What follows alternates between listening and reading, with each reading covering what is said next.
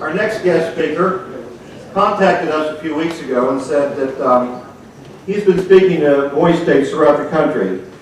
Bob Inglis is the Executive Director of Energy and Enterprise Initiative based at George Mason University in Fairfax, Virginia. Bob founded and launched a national grassroots organization on July 10, 2012. E&EI is guided by the conservative principles of free enterprise and economic growth, limited government, liberty, accountability, and reasonable risk avoidance to solve our nation's energy and climate challenges. Under Bob Inglis' leadership, E&EI advocates conservative alternatives to big government mandates and fickle tax incentives. They maintain that the accountability of a true cost comparison between competing fuels will drive innovation and economic growth. As an optimistic conservative, someone else was up that optimistic, didn't they? Inglis launched E&I to apply a can-do American spirit to the challenges at hand. Before starting Energy and Enterprise Initiative, Bob Inglis represented South Carolina's 4th Congressional District, which was Greenville, Spartanburg, and Union counties, for 12 years in the U.S. House of Representatives. He was first elected to Congress in 1992, having never run for public office before. He spent 6 years and then kept a campaign commitment to serve just 3 terms. In 1998, he unsuccessfully challenged Democrat U.S. Senator Fritz Hollings. In the fall of 2004, he was reelected to the open House seat he had previously held and went on to serve another 6 years. He was a member of the House Science Committee, where he served as chairman of the Research Subcommittee and then as the ranking member of the Energy and Environment Subcommittee. During his 6 years there, his interactions with scientists in Antarctica, Australia, and elsewhere shaped his views on climate change. In the turmoil of the financial crisis, he lost his bid for re-election in 2010. He spent the spring semester of 11 as a resident fellow at the Institute of Politics at Harvard University and taught at the Nicholas School at Duke University in the spring of 2012. He grew up in Bluffton, South Carolina, and earned a degree in political science from Duke University in 1981. He graduated from the University of Virginia School of Law, which we do forgive him for that since he's taken the time to come and be with Mountaineer Voice State, in 1984, and then he later moved to Greenville, South Carolina, where he practiced commercial real estate law prior to and between his years in Congress. Bob Inglis and his wife Mary Ann, the Duke of 82, have 5 children, a son and 4 daughters, and they live on a small farm in northern Greenville County, South Carolina. Please give a very warm Mountaineer Voice State welcome to our new friend, Bob Inglis.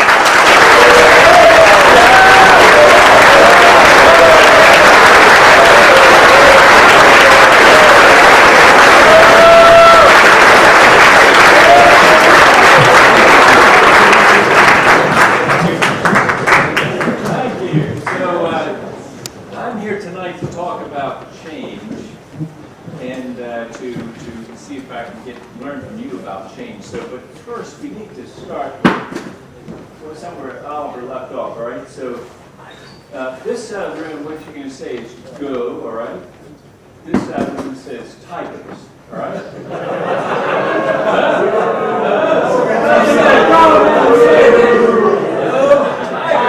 Right? What do you think? Is anybody here want to go to Clemson? Wait a minute, just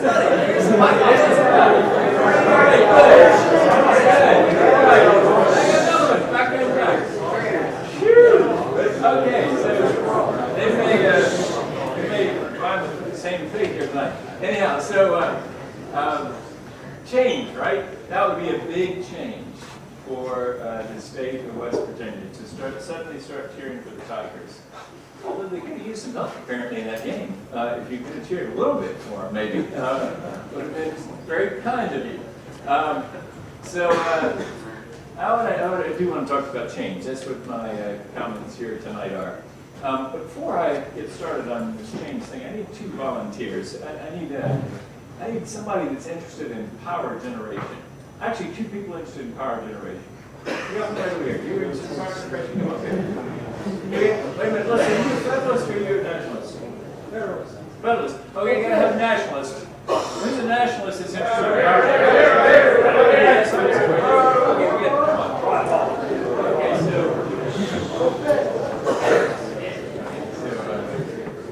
all right, so I've got two. We're talking about change here. right? So I haven't succeeded so far. I think you changed the tiger here, but I'm going to work on this now. Brooke. Bob, all right. This is Eric. We don't know each other. Okay, good. Okay, so here's what I want you to do. We have two different ways of making power here. Let me make sure I get the right one. Okay, so Eric, this is your system, right? That's your system. Brooke, this is yours, all right? Now, Eric, let me show you what's going to happen. When we get a little bit low wattage in here, all right? You know, Inglis will be carrying on talking. They'll get a little bit bored. So you're going to need to make a little bit of power, right? So the way you do that is just get this thing out. And you start. Well, that is. Why are you working? Wait a minute, I put the wrong end. Whoa, Eric, you're going to have to help me out here. Right? Okay, there you go. There we go.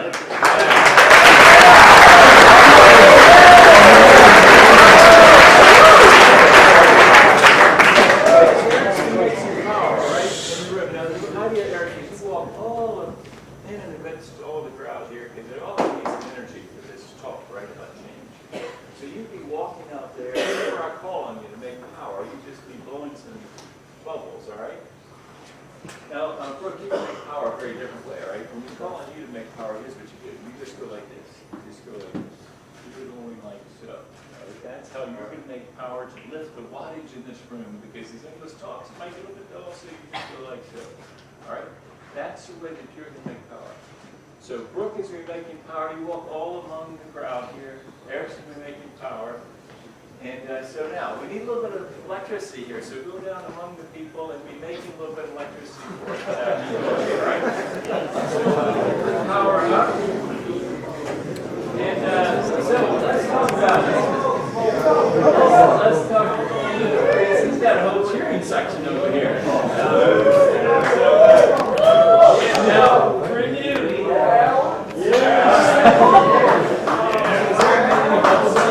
Okay.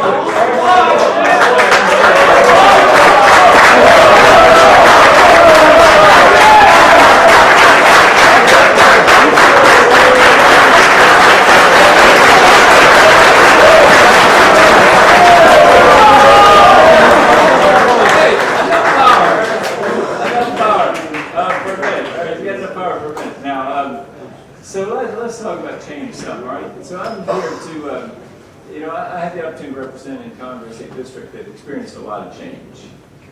When I was first in Congress, we were called the textile capital of the world. Well, actually, it was a little bit before that. We were called the textile capital of the world, but we were still hanging on to that name, the textile capital of the world. But then this thing happened with some trade agreements, and the result was that people started making cheaper clothes in places like Vietnam and China, and basically it made it really difficult for our textile folks to hang on, right? Then came the NAFTA. And then came a thing called NAFTA, and it got a little bit even harder to make a living in textiles.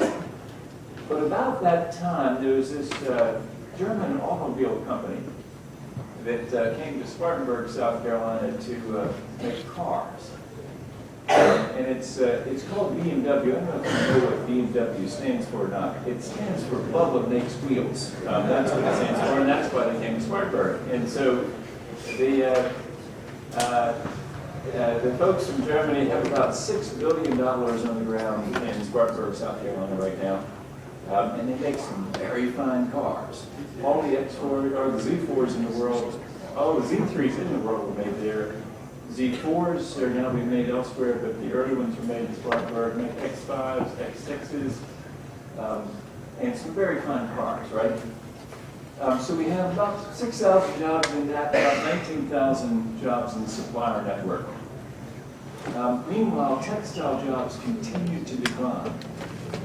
But these automotive jobs, thank goodness for us, came on at about the same time. And so we were able to replace those jobs and deal with that change, right?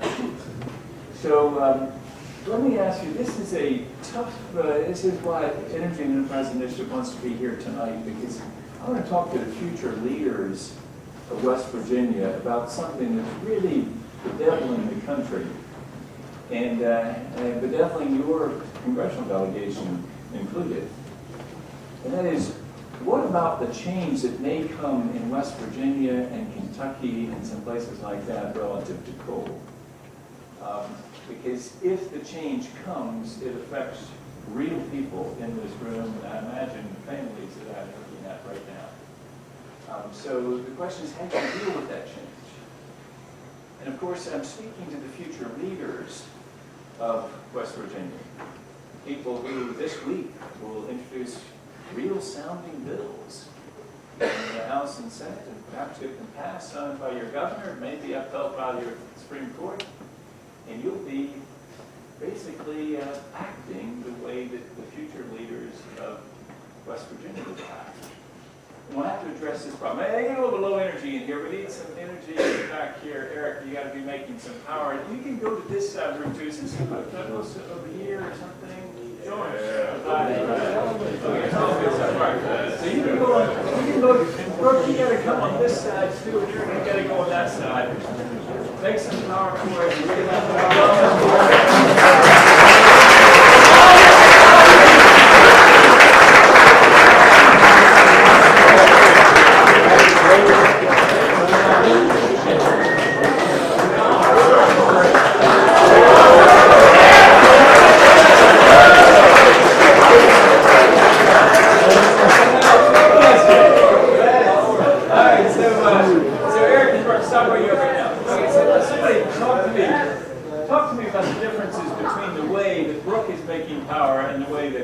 Eric is making power. Just shout out to me. Tell me some of the differences between the way to make power. It's just so much more energy. What's that? He's just making so much more energy. He's very energetic over there the way he's doing it. Yes, Brooke, what do you see as a difference? No emissions.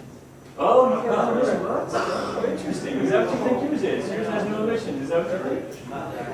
Not that you can see. All right. What else? What other differences you see? Yes, sir. Which one's renewable? Why is it renewable? Because he's not using anything. Oh, interesting, interesting. So you notice that Eric's going to run out at some point. You know what you point out?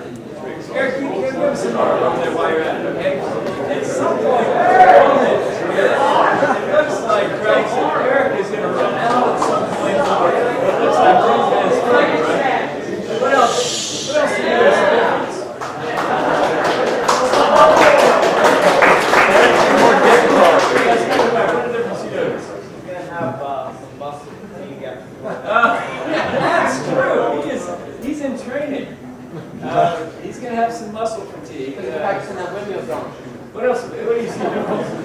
He's a lot more efficient.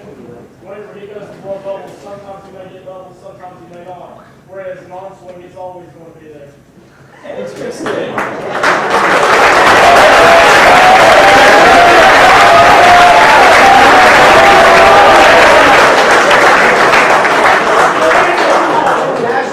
They need some power over there. Eric, see up here in this corner, they need some power over there. See them over there. What else do you notice here?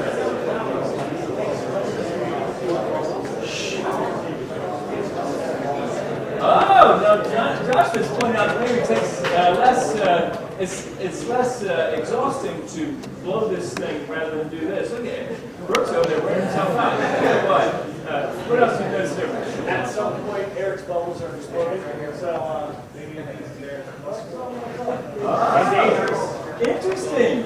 So Eric's bubbles are exploding every possible, all right? So, yeah, so these are some I mean, I feel some birds are flying low and I broke my hip down. Very good. All right, so in other words, Brooke does have a what's called a you want to learn a term here tonight. You can take it to your econ class in the first year of college. You can really impress the professor. You just pointed out there's some negative externalities associated with Brooke's production over there. Negative externalities are things that are associated with your body that hurt things that you don't mean to hurt. And as this fellow pointed out, Brooke may kill some birds over there with his arm going around. He hasn't hit any birds yet, but he may get some. So you see different ways of making power, right? All right, so Now, I think at this point, I want both of you to come up here on the stage and help me out here. And we're going to find out just how well they did in power. What do you think? First of all, what do you think Brooke was making good power?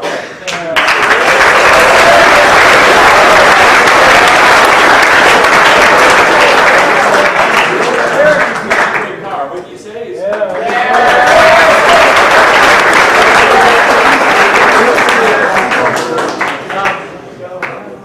Here's the deal. For those who, let's assume you'll picked up on it right? Brooke is making presumably renewable power, and Eric is making power the conventional ways, right? Probably that's what somebody picked up on pretty quick. Well, which do you think is the less expensive power? If you're just paying the power bill at your house, who has cheap power? Eric, right? Everybody understands that this is pretty cheap power because it's just what we've been used to, and they've got a lot of it, perhaps. Had a lot of it, maybe. Brooke's power is a little more expensive, right? But he would argue much more beautiful, much cleaner, nicer, right, or something. Tell him what it would be.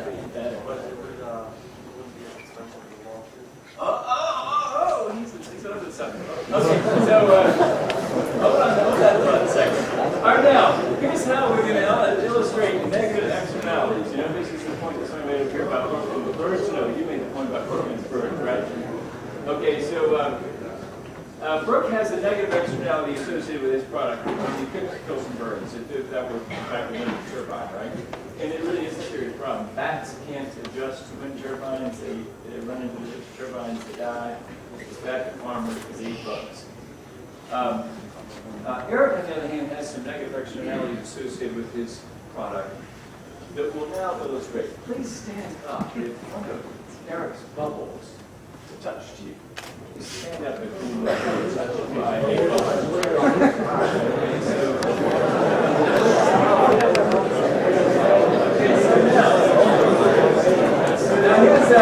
like to do. If your birthday is in the first quarter of the year, January, February, March, or April, raise your hand. But those standing. Right? All right, so think of it this way. Those folks, those first part of the year birthdays, those folks are, I should tell you this, all the folks standing, unfortunately, have lung disease now. Because it turns out